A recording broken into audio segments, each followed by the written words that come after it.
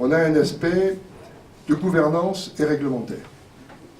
Il y a des lois, il y a des décrets, il y a des règlements qui encadrent le fonctionnement des courses. Il y a la loi de 1891 et la loi de 2010 qui en est la suite et qui intègre les jeux en ligne. C'est cette loi, ce sont ces lois qui définissent le service public. Il est évident aujourd'hui que d'avoir autorisé les tests en live betting sur les sites de la FDJ et du PMU contreviennent à l'application du service public.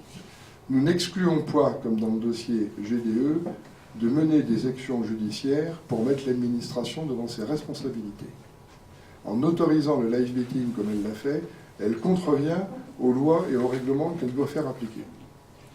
Je ne vous cache pas que les avocats sont en train de travailler là-dessus. Il va falloir à un moment donné que l'on responsabilise certains échelons de l'administration et de l'État. Tout ça pour vous dire que l'aspect réglementaire est très important. Il faut faire appliquer les lois et règlements, il faut éventuellement les faire évoluer. Il va falloir sanctuariser beaucoup plus le secteur hippique qu'il ne l'est aujourd'hui. Il est ouvert à une concurrence de plus en plus féroce. Il y a la concurrence de la Française des Jeux. Même si cette concurrence n'est pas responsable de tout, il va falloir créer, je dirais, une étanchéité plus importante que celle que l'on connaît aujourd'hui. Sinon, il va y avoir une inflation en termes de marketing vers des jeux qui vont s'éloigner de plus en plus de ce que doivent être les jeux dans le domaine hippique. Il y a un nouveau jeu qui sort, c'est Turfoot.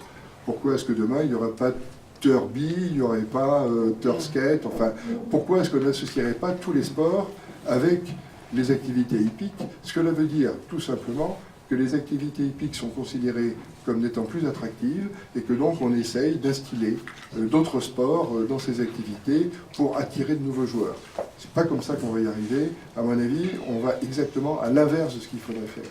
Donc il faut recentrer tout cela sur les activités hippiques proprement dites et mieux les protéger.